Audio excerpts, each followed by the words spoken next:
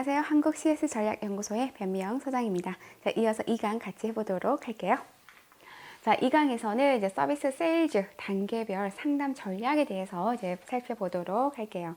자, 여기 보시면 이제 서비스 세일즈 단계를 보면 자, 처음 잠재 고객을 발굴을 합니다. 발굴했으면 이제 접근을 하는 거죠. 그런 다음에 그 고객의 니즈를 파악한 후에 이제 그 고객 니즈에 맞는 상품 설명을 하는 거죠. 자, 이렇게 상품 설명을 하다 보면 고객이 어때요? 그 상품에 대해서 이제 반론을 하거나 질문을 하겠죠. 그때 반론 극복을 이제 어떻게 하는지 잘 극복하는 방법에 대해서 살펴보고 이제 마지막으로 이제 클로징 상담 마무리를 합니다. 자, 그러고 나서 이제는 뭐예요? 여기까지가 판매, 그죠? 판매라면 이제 판매 후의 과정은 고객과의 관계 유지를 이렇게 하는 거죠. 자, 그러면 하나하나 먼저 살펴보면 먼저 1단계 잠재 고객을 발굴합니다. 그래서 프로스펙팅. 자, 제품과 서비스를 필요로 하는 고객을 찾는 단계인 거죠. 그래서 향후 비즈니스 결과를 결정하는 가장 중요한 첫 단계이다. 그래서 고객을 찾아내거나 개발해서 능동적으로 다양한 고객층을 확보해 나가는 게 이 1단계라고 보시면 될 것 같아요. 자, 그러면 이제 우리가 고객을 발굴할 때 있어서 한번 고객 분류를 한번 살펴보면 먼저 충성도에 따른 고객 분류를 보도록 할게요. 시험에 매우 잘 출제가 됩니다. 그래서 여기서는 여러분 이 순서, 충성 고객이 어떻게 이루어지는지 그 단계별 순서도 여러분들이 같이 이렇게 공부를 하셔야 돼요. 왜냐하면 순서를 묻는 게 시험에 출제가 되고요. 하나는 또 하나의 각각의 그 의미도 여러분들이 알고 계셔야 돼요. 예를 들어서 시험에 충성도에 따른 5단계 고객 분류 중 관심은 있지만 그 관심이 구매 행동으로 이어지지 않는 고객은 하면 잠재 고객이 되는 거죠. 그래서 이 순서와 각각의 그 의미도 여러분들이 파악을 하고 계셔야 됩니다. 자, 그럼 하나하나 살펴보면 먼저 의심 고객을 보면 상품과 서비스에 대해 신뢰를 갖고 있지 않는 고객인 거죠. 그래서 신뢰가 없는 고객으로서 의심을 갖고 있는 고객이다. 자, 다음에 잠재 고객을 보시면 잠재 고객은 관심은 있어요. 관심은 있지만 뭐한다? 구매 행동으로는 이어지지 않는 고객인 거죠. 자, 그럼 일반 고객은 우리가 일반적으로 얘기하는 그렇죠. 일반적으로 얘기하는 고객. 그 고객은 뭐냐? 최소 한 번 이상 구매한 고객이다. 여기서 여러분들이 좀 키워드를 좀 이렇게 보시면 키워드를 중점적으로 해서 공부를 하시면 좋을 것 같아요. 다음 단골 고객 보시면 상품과 서비스를 여기는 뭐예요? 지속적이죠. 지속적으로 우리가 구매하는 고객을 단골 고객이라고 합니다. 그리고 이제 어호 고객이라는 거는 이제 충성도가 가장 높은 고객. 일반적으로 우리가 충성 고객이라고도 같이 쓰이기도 하죠. 그래서 가장 충성도가 높은 고객으로 다른 사람에게 뭐예요? 상품과 서비스를 다른 사람에게 적극적으로 이렇게 추천해주는 고객. 이것도 그 옹호 고객도 여기 보시면 이제 그 연결형, 이 옹호 고객만 따로 연결형으로 이 의미를 묻고 그 질문하는 시험에서 출제가 되었습니다. 연결형으로. 그래서 순서와 각각의 의미, 또 옹호 고객은 연결형으로도 출제가 되었다라는 거. 자, 그러면 우리가 잠재 고객을 발굴하기 위해서는 어떻게 해야 되느냐? 이 문제도 제가 최근 시험 문제에서 봤어요. 최근 시험 문제에서. 자, 여기 보시면, 자, 첫 번째, 타깃 대상을 선정을 해야 되겠죠? 자, 그런 다음에 그 타깃 고객에 대한 정보를 입수를 합니다. 그런 다음에 이 정보에 대해서 이제 그 리스트를 작성을 하는 거죠. 자, 그런 다음에 고객으로부터의 관심을 유도를 합니다. 관심을 유도하고, 그리고 고객을 만나겠죠. 네, 만나겠죠. 만난 다음에 만난 후에는 그 명함을 분류를 합니다. 분류를 하고, 자, 그런 다음에 만남, 평가 및 차후 미팅에 대해서 조율을 하죠. 그리고 나서 이제 그 고객과의 여기 보시면 공통점. 공통점을 찾아 친밀도를 높인다. 이 부분이 매우 중요한 부분이에요. 이 부분이 특히 시험에 많이 출제가 되었어요. 뭐 예를 들면 잠재 고객을 발굴을 할 때에는 뭐 이런 고객 정보에 대해서 뭐 찾지 않는 게 좋다 뭐 하는데 오히려 뭐냐 공통점이죠. 공통점, 학연, 보시면 지연, 업종 이런 것들을 오히려 찾아서 뭐 한다? 친밀도를 높이려고 하는 그런 작업이 필요하겠죠. 예, 필요하겠죠. 가장 이 부분이 아주 중요한 부분이라는 거. 그다음에 그런 다음에 이제 제 약속을 잡은 다음에 첫 만남은 뭐예요? 24시간이죠. 24시간 이내 연락을 꼭 하는 것도 필요합니다. 그래서 이 잠재 고객 발굴 이 순서를 좀 여러분들이 기억을 해 두시면 좋을 것 같아요. 자, 다음에 이제 2단계. 2단계는 이제 고객 접근 단계입니다. 이렇게 잠재 고객을 발굴을 했으면 이제 고객에게 어떻게 접근을 하느냐인데요. 자, 여기서는 시험에 이 라포 형성은 연결형으로도 출제가 됐고요. 또 이렇게 출제가 됐어요. 고객 접근 단계에 해당되는 거는 네, 정말 좀 약간의 좀 뒤통수를 때리는 시험 문제였어요. 고객 접근 단계에 해당되는 거는 자, 책을 잘 보시면 여러분, 자, 교재를 잘 보시면 고객 접근 단계는 뭐가 있죠? 바로 라포 형성이 있어요. 라포 형성. 이게 시험에 이렇게 출제가 되죠. 고객 접근 단계에 해당되는 거는 뭐 1번, 여기 잠재적 니즈를 발굴한다. 2번, 뭐 고객 설득을 위한 팝의 화법을 활용한다. 이런 식으로 이제 다른 부분의 내용이 이렇게 섞여 있는데 뭐냐, 2단계에서는 고객 접근에서는 중요한 게 뭐예요? 고객과의 그런 친밀도, 라포를 형성하는 게 중요하다. 그래서 뭐 한다? 라포 형성은 고객 접근 단계에 해당된다. 그러면 여러분들이 뭐예요? 이 다른 이 니즈 파악에는 뭐가 해당이 되는 것도 같이 보는 게 좋겠죠? 자, 라포 형성. 의미를 보시면 라포는 불어에서 파생된 용어로 긍정적 감정을 형성하는 것을 말합니다. 그래서 고객과의 첫 만남에서 감정적으로 친근감을 형성하게 해주는 역할을 하는 거죠. 그래서 우리가 고객에게 접근할 때는 뭐가 중요하다? 고객과의 그런 친근감을, 즉 고객의 마음을 먼저 열게 하는 게 첫 단추라는 거죠.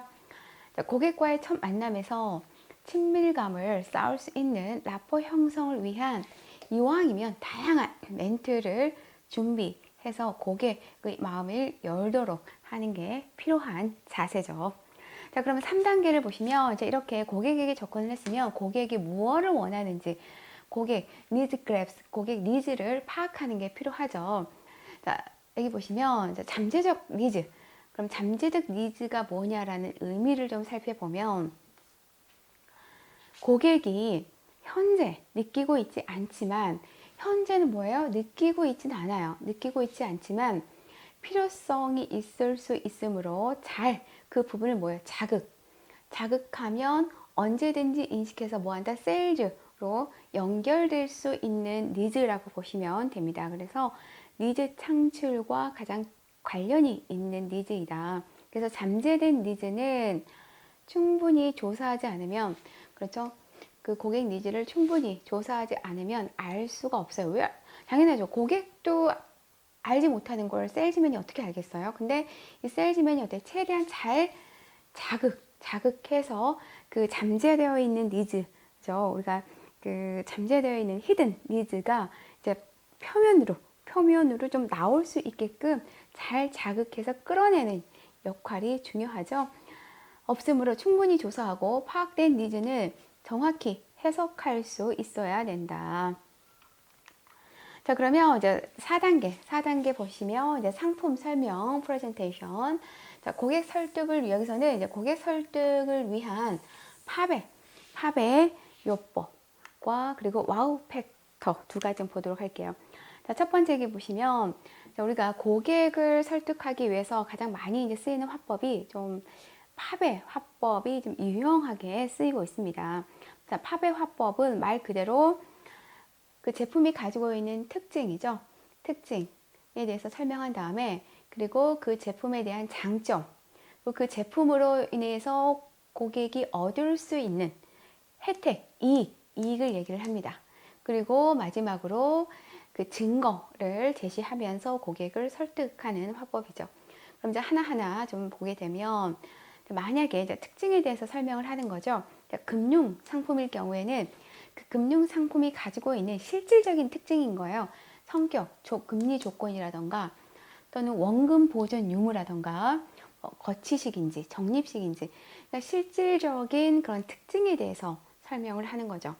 그런 다음에 두 번째는 그 상품의 그 특징으로 인해서 발생되는 좋은 점이죠. 좋은 점, 장점에 대해서 설명을 합니다. 예를 들면 뭐 이자율이 높다.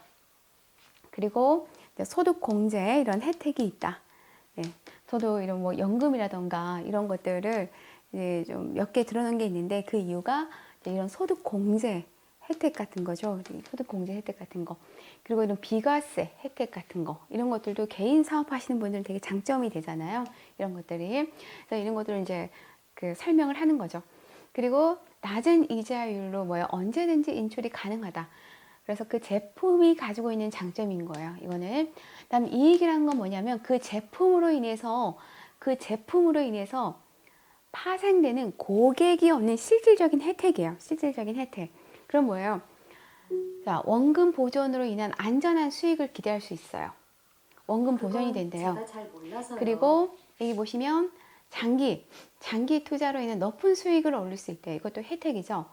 또 여기 보시면 실력이 있는 운용사가 운영을 한다는 거예요. 근데 이것도 고객이 얻을 수 있는 혜택이라는 거죠.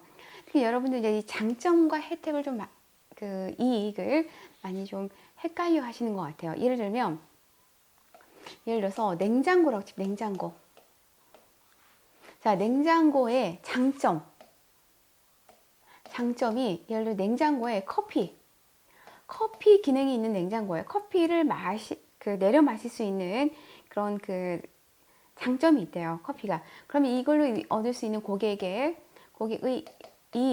이익이라던가 혜택은 이런 거죠. 아, 언제든지 커피를 마시고 싶을 때 언제든지 바로 내려서 마실 수 있습니다. 그리고 다른 데서 또 커피를 사 먹을 또 필요가 없이 돈을 절약할 수도 있죠. 절약할 수도 있고 또 이런 거죠. 혜택이라는 게 정말 주말에 늦게 딱 눈 떠서 커피 한 잔 딱 바로 이렇게 내려 마실 수 있는 그 이 여유도 어떻게 보면 고객이 이 기능으로 인해서, 이 장점으로 인해서 가져갈 수 있는 혜택이 될 수 있다라는 거죠. 그래서 이 장점과 혜택 이렇게 좀 구분을 좀 지어서 이해를 해주시면 좋을 것 같아요.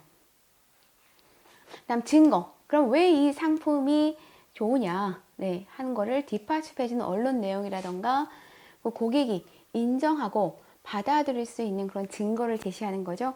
예를 들면 뭐 신문 기사의 스크랩이라던가 또는 뭐 땡땡 연예인이 가입해서 뭐 이렇게 수익을 좀 올렸더라라는 거를 좀 이렇게 캡처해가지고 영상으로 이렇게 보여준다던가 그리고 뭐 다른 고객의 뭐 수익률을 제시한다던가 이런 식으로 해서 그 증거를 제시를 하는 거예요. 이게 바로 팝의 합법입니다. 그래서 팝의 합법은 다시 한번 정리를 하면 그 제품이 가지고 있는 특징, 특히 이거는 이제 사례형, 네. 사례형에서 제가 몇 번 출제된 거를 좀 본 적이 있어요. 물론 일반형에서도 출제가 돼요. 일반형에서도. 그래서 특징에 대해서 이제 설명을 한 다음에 그 특징으로 인한 그 제품이 가지고 있는 장점, 그래서 이 장점으로 또 얻을 수 있는 고객의 혜택, 그래서 마지막으로 이 상품에 대해서 설명을 뒷받침해주는 증거까지 제시하는 게 바로 팝의 합법이다. 자, 그럼 이제 와우 팩터를 보도록 할게요. 와우 팩터. 와우 팩터라는 건 말 그대로 우리가 어때요? 감동하면 와우 그러잖아요. 쉽게 말해 감동 팩트예요. 고객이 감동할 수 있는 어떤 그 요인이라는 거죠. 하나하나 보면 와우 팩터라는 거는 고객을 흥분시키는 요소로 고객으로부터 와우라는 반응을 이끌어낼 수 있는 요소를 말합니다. 그래서 세일즈맨은 항상 이 와우 팩터, 어떤 부분이 고객에게 감동을 줄 수 있는 것인지를 고려해서 이 와우 팩터를 찾기 위해 많이 좀 고민해 봐야 된다. 그래서 이 부분, 특히 와우 팩터에서는 이 부분이 시험에 그대로 이렇게 출제가 되었어요. 연구소 교재는 그 시험에 출제된 내용을 그대로 수록한 교재이기 때문에 아무래도 이제 독학으로 좀 공부하시는 분들이 좀 쉽게 접근할 수 있는 교재이고 또한 합격률도 그만큼 또 높은 교재입니다. 자, 여기 보시면 이게 이제 와우 팩트 그대로 이렇게 출제가 되었는데 이거죠. 고객을 좀 더 편안하게 해줄 직원이 있는가? 그러니까 뭔가 감동 요인을 찾아내는 거예요. 물론 이 내용에 다양한 부분들이 있겠죠. 혹시 고객이 대기하는 동안 지루하지 않게 우리가 뭔가 해줄 수 있는 다양한 잡지를 구비하고 있는가? 어떻게 하면 잠재 고객에게 뭔가 이 특별한 느낌을 줄 수 있는가? 그리고 소규모 고객들에게도 뭐 대규모 고객만큼 뭐 중요하다는 그 인식, 느낌을 우리가 안겨주고 있는가? 이러한 그런 사례처럼 쉽게 말해서 와우 팩터라는 거는 뭐한다? 고객을 감동시키는 요인을 찾아내는 거다. 그래서 이 네 가지 좀 더 중점적으로 이렇게 보시면 좋을 것 같아요. 최근에 제가 몇 번 이렇게 시험에 출제된 적을 본 적이 있어요. 자, 다음에 여기 보시면 자, 마지막 이제 5단계.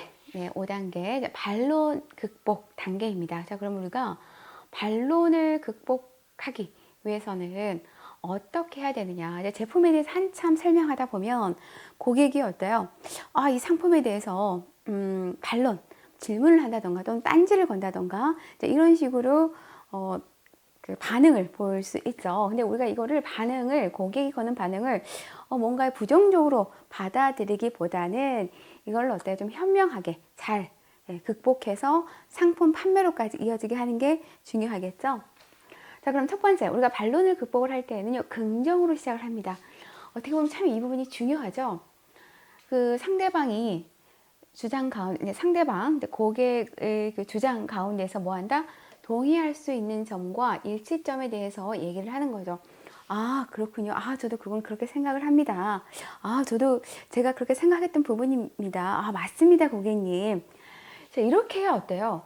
긍정으로 시작을 해야 내가 반론을 할 수 있는 그 틈이 보이는 거예요.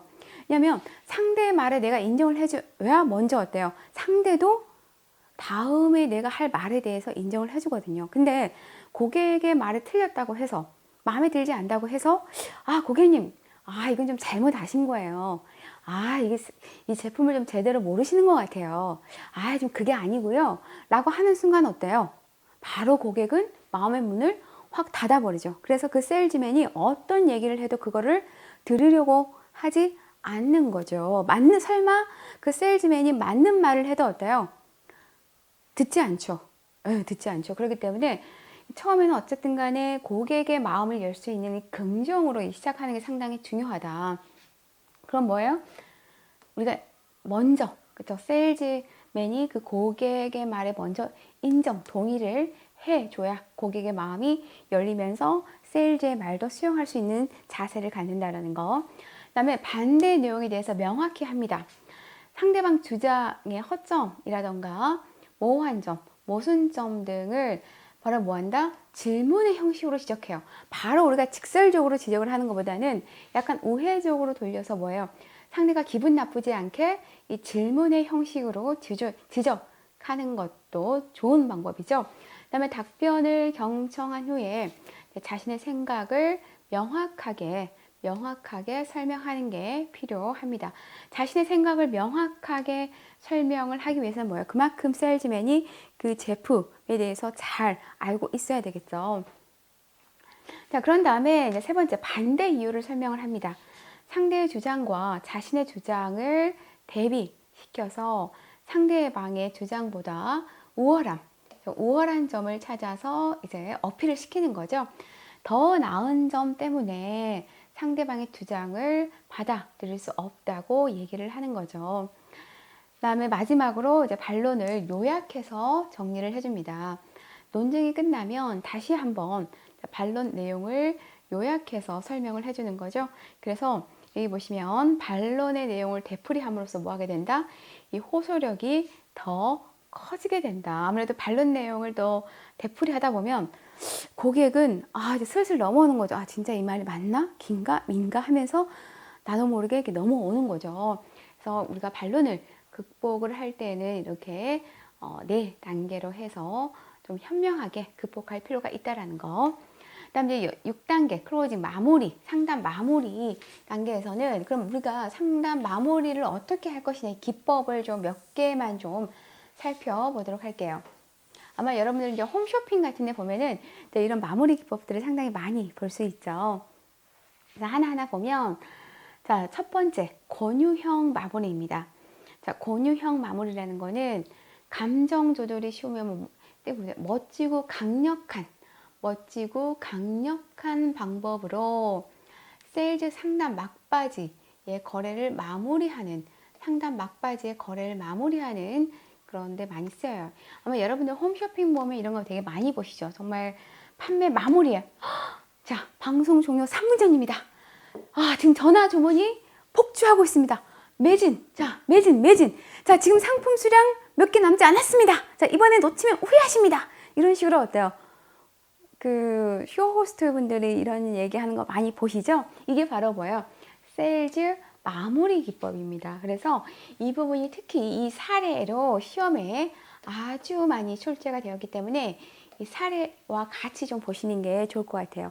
연구소 교재는 이 사례도 시험에 출제된 사례를 여기다 수록을 하기 때문에 훨씬 더 시험 합격률이 더 높을 수밖에 없죠.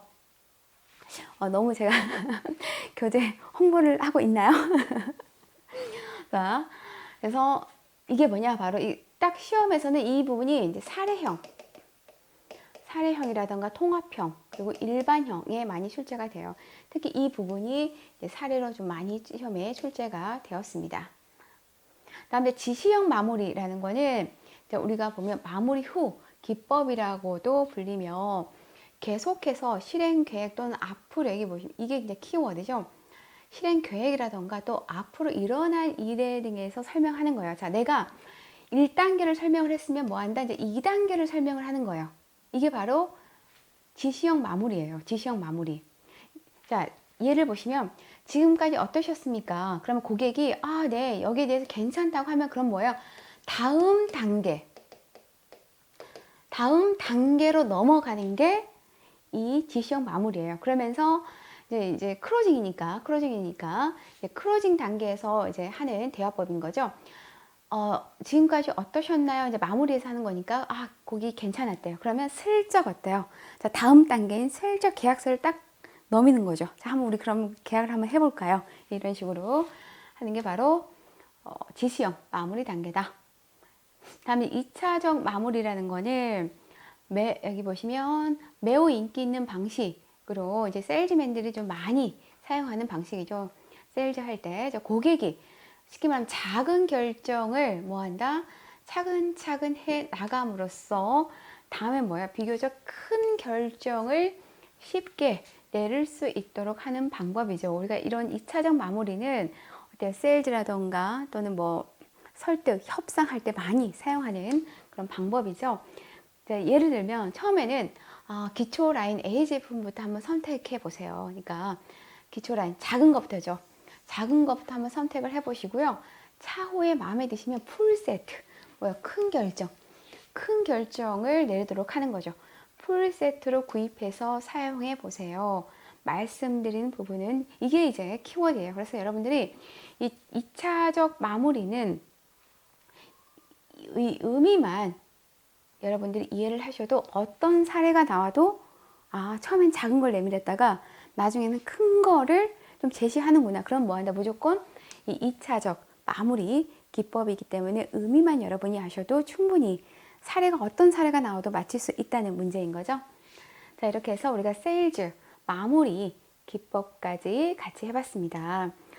다음에 이제 여기 보시면 이제 마지막 7단계 고객과의 관계 유지하기 폴로업까지 좀 같이 해보도록 할게요.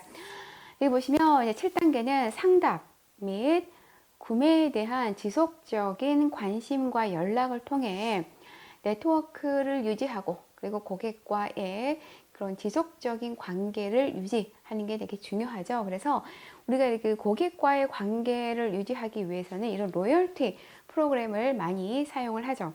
근데 시험에서 이렇게 출제가 된 적이 있어요. 로열티 프로그램에 해당되지 않는 거는 뭐 1번 쿠폰, 2번 뭐 포인트 제도, 3번 자사카드. 그렇기 때문에 여기서는 여러분들이 로열티 프로그램이 뭐가 있는지 이 큰 항목만 좀 보시면 돼요. 자, 그렇기 때문에 이렇게 보시면 쿠폰을 제공한다. 쿠폰은 서비스 제공자가 고객과 직접적이고 효과적으로 소통할 수 있는 그런 방법이고요. 그리고 포인트 많이 쓰죠. 일반적으로 널리 사용하는 방식으로 단순 적립에서 또 이렇게 보시면 뭐 고객 정보와 연계한 적립까지 다양한 형태로 우리가 제공을 합니다. 다음 자사카드는 고객 개개인별 거래 내역이라던가 관련 정보를 수집해서 이런 게 DB 기초 자료로 활용하는고요. 그리고 SMS는 고객 성향을 분석해서 우리가 문자 메시지로 보내는 거죠. 그다음 이제 프리미엄 고객 프로그램은 일정 금액 이상 또는 특정 제품이나 서비스를 지속적으로 쉽게 얘기하면 이제 프리미엄 고객인 거죠. 프리미엄 고객에게 특별한 선물을 제공하는 것을 의미를 합니다. 자, 이렇게 해서 제가 저와 함께 7단계까지 이렇게 같이 알아보았습니다. 수고 많으셨습니다.